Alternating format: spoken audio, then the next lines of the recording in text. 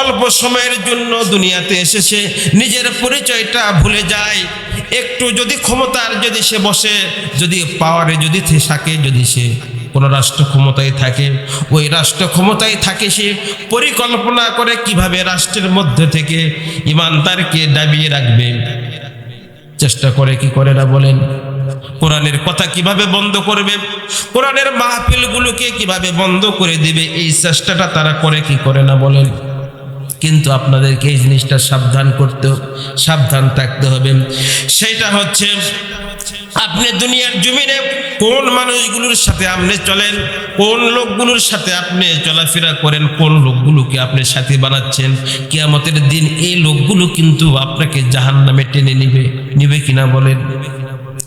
নিবে। এই জিনিসটা আল্লাহ রাব্বুল আলামিন কোরআনের মাধ্যমে আপনাদেরকে জানিয়ে দিচ্ছেন। আমি আপনাদের সামনে এই বর্ণনাটা এই জন্য দিতে চাচ্ছি, যেহেতু বর্তমান সময়ে দেশে কিছু অভ্যন্তরীণ ঘটনাগুলো ঘটতেছে।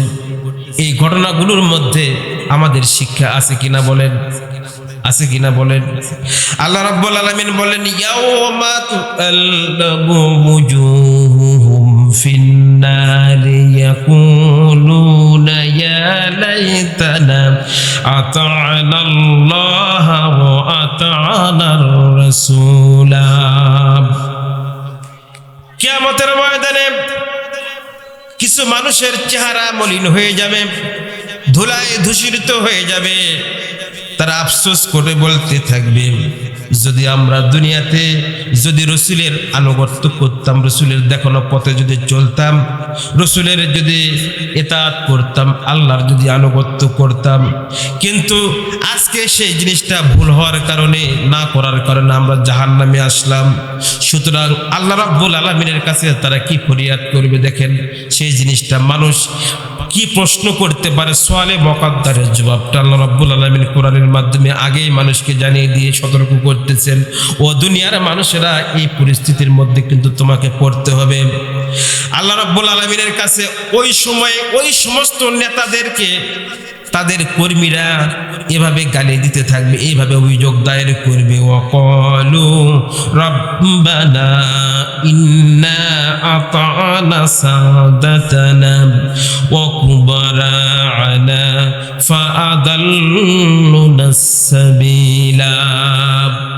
ও আল্লাহ, দুনিয়ার জমিনে আমাদের নেতারা আমাদেরকে মিসগাইড করেছিল, আমরা তো তোমার দ্বীনের পক্ষে স্লোগান দিতে চেয়েছিলাম, কিন্তু এই নেতারা আমাদেরকে নিয়ে তারা তাদের পিছনে লীল আমাদেরকে ঘুরাইছে আর তাদের জয়গান আমাদেরকে গাওয়াইছে।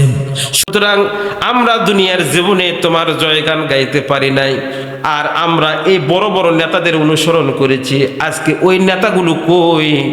ওই নেতাগুলো তো আমাদেরকে বিভ্রান্ত করেছে, কিন্তু নেতাগুলা বিভ্রান্ত করেছে, কিন্তু আলেমরা কি সতর্ক করেছিল কি করে নাই বলেন?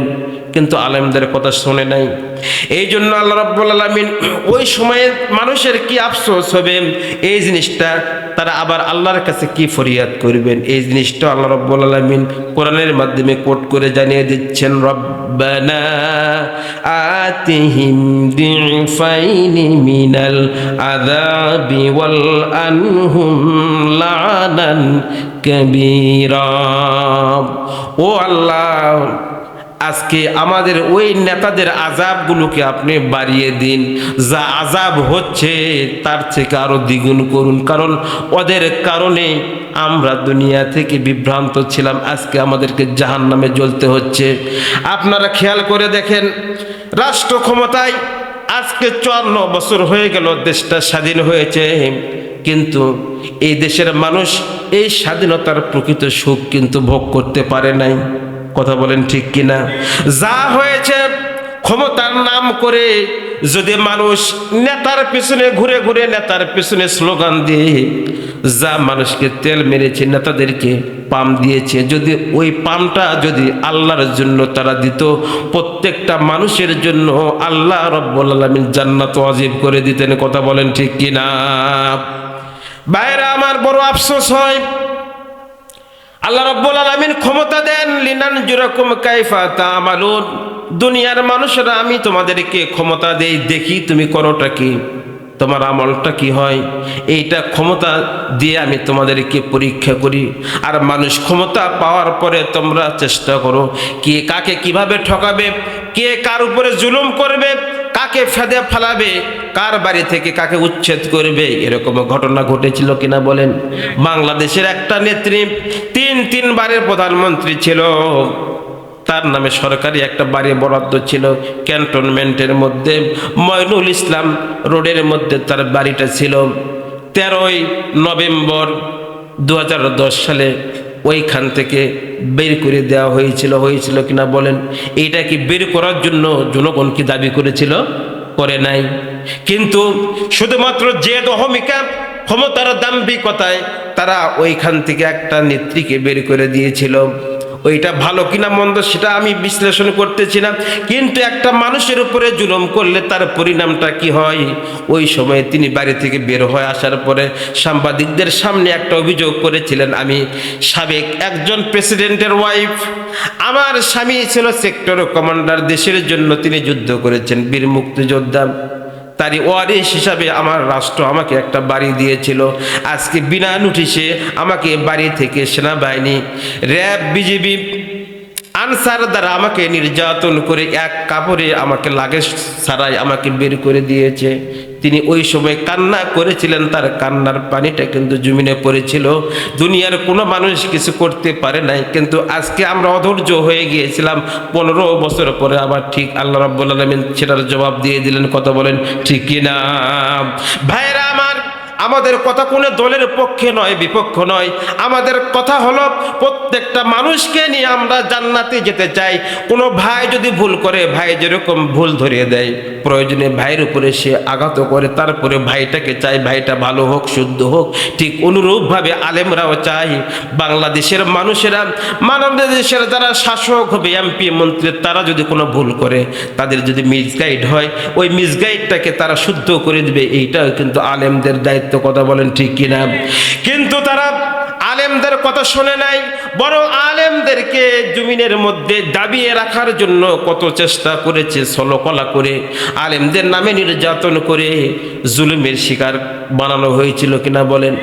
জুলুমের মধ্যে তারা জেল, জরিমানা, আঘাত, নির্যাতন, এমনকি ফাঁসির মঞ্চ পর্যন্ত তারা বানিয়েছিল। অভিযোগ এনেছিল মিথ্যা আসামি বানিয়ে তাদের নিয়োগ করায় বিচারক দিয়ে ফাঁসির মঞ্চ তৈরি করে ফাঁসি দিয়েছে। ওই ফাঁসির মঞ্চ এখন তাদের জন্য ফাঁসির কারণ হয়ে গিয়েছে। কথা বলেন ঠিক কিনা? ভাইরা আমার, এই জন্য আল্লাহ রাব্বুল আলামিন বলেন, ওয়া মাকারু মাকরাও ওয়া মাকারনা মাকরাও ওয়া হুম লা ইয়াশউরুন ইন্নাহুম আকিদুনা কাইদা ওয়া আকিদু কাইদা। ও দুনিয়ার মানুষেরা, তোমরা আমার ইসলামের নিয়ে তোমরা ষড়যন্ত্র করবে, ইসলামের কাজ যারা করেন তাদেরকে নিয়ে তোমরা ষড়যন্ত্র করবে, কিন্তু আমি আল্লাহ বসে থাকবো, এইটা কিন্তু হবে না। আমি আল্লাহ এমনভাবে পরিকল্পনা সাজাবো মানুষ যেটা কল্পনাও করে নাই। মানুষ চাইতো হায় হায় কখন তাদের কাছ থেকে ক্ষমতাটা চলে আসবে। আল্লাহ তাদের উপরে বেশি জুলুম করার দরকার নেই, শুধু ক্ষমতা থেকে নামাও। আর আমার আল্লাহ বলেন, বান্দা একটু ধৈর্য ধারণ করো, শুধুমাত্র ক্ষমতা থেকে বিদায় করব তা নয়, বরং দেশ থেকে বিতাড়নের পরিকল্পনা আমার আছে, তোমাদের সেটা জানা নেই। কথা বলেন ঠিক কিনা?